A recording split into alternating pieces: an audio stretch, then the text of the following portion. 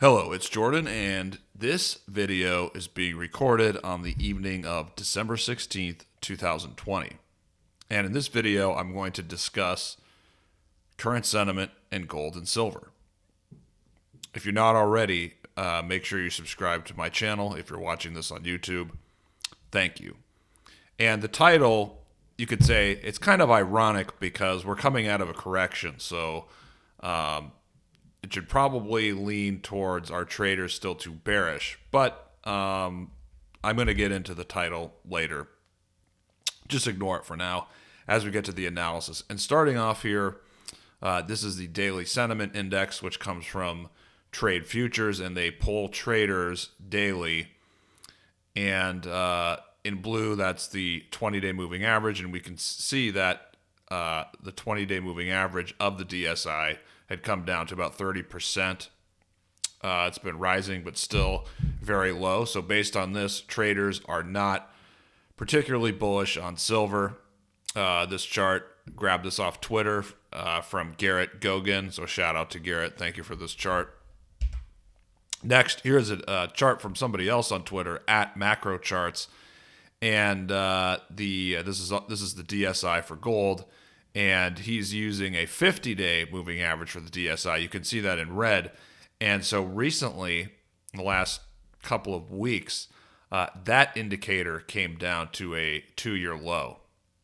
So, and it has turned up, but like we see with silver, still relatively low. Still plenty of room for these indicators to move higher.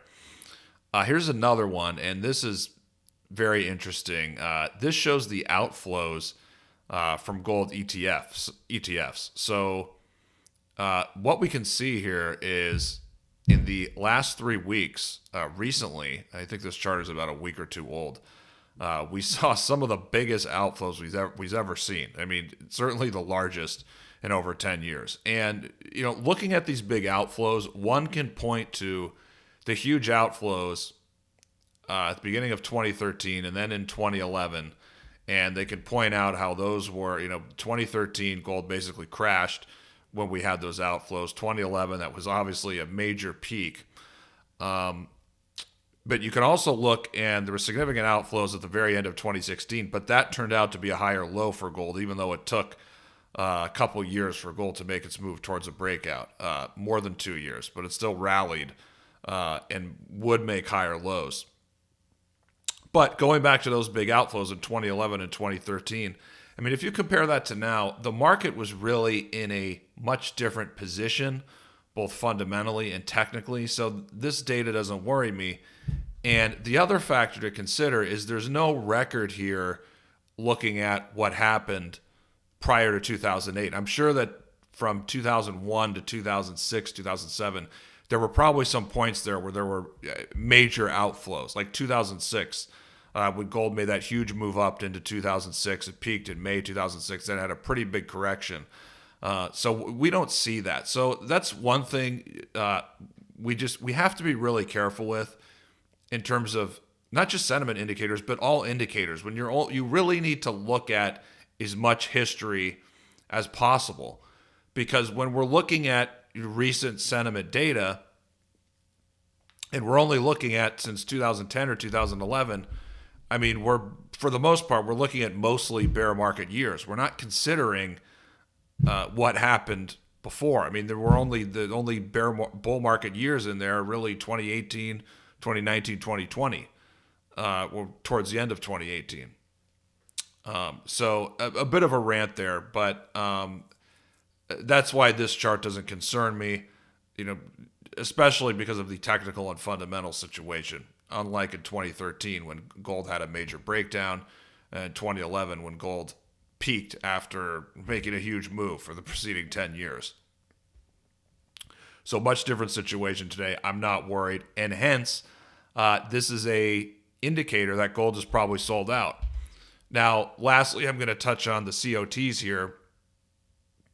First up, we have silver. At the bottom, we have the net spec position against open interest, and then we have open interest at the bottom. And so open interest has come off significantly since the beginning of the year. It's also come off quite a bit since the August peak, and that's a good sign. And that's why the net spec position is elevated there. So I also, I go back and forth. Sometimes I look at the nominal readings and then the net spec reading. And so I annotated there some of the nominal readings. And we can see that what happened at the peak in 2019, what happened at the February peak earlier this year, those are around 100,000 contracts as far as the net speculative position in nominal terms. Now, the peak in the summer was only 61,000 contracts, and that's because there was huge short covering from the commercials on that move up in July. So it's a little bit out of whack relative to how it normally is. But with that being said, the last reading, the net spec position was about 67,000 contracts. So, and silver is coming up on very significant resistance at 26. If silver can make a weekly close above 26, it should be able to retest the high. And I don't think it's going to break out on the first try, but just being able to rally back to 29 and then maybe it builds an even stronger consolidation after that. That's something I'd like to see. So that's a scenario to keep in mind. And I think 67,000 contracts is not too much of a bullish extreme. I mean, there's room for it to move if we're thinking that 100,000 contracts is kind of a bullish extreme. So that's something I'm thinking about. In addition to, if we look at the other indicators, which say that in the last couple of weeks we hit a low. So the bottom line is, I think sentiment is not going to prevent silver from at least rallying back to 29 or 30 in the next couple months. First things first, it's got to get through 26, though. That's really stiff resistance. Lastly, let's talk about gold in the CoT. I mean, you have the same picture here where open interest has come off a lot, and that's a good sign. That means the market's not overheated. And because it's come off so much, the net spec position is higher than it normally would be, and hence, like I did with silver, I put in the annotations in blue just the nominal readings of how many net spec contracts there are at those points. And if you go back to the 2019 peak, it was around 320,000. The March peak, 385,000. The peak at the very start of 2020, 370,000. Last reading were about 300,000 contracts. So, there is room here for gold to rally, kind of sustain a rally before that net spec reading gets above 350 and 370, 380. Then at that point, you'd have to say it's probably at a bullish extreme.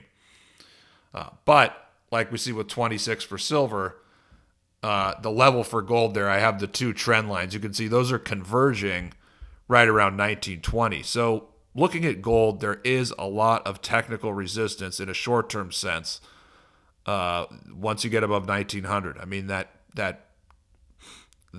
peak, you could say that election peak around 1950, that's going to be significant. But keep an eye on those trend lines. And we'll see. I mean, if gold can rally above 1920, 1950, and if silver can rally above 26, then the metals will retest those summer highs. So that's my current take, and that's how sentiment is influencing it. Hope you got a lot out of this video. I appreciate for listening and following with me.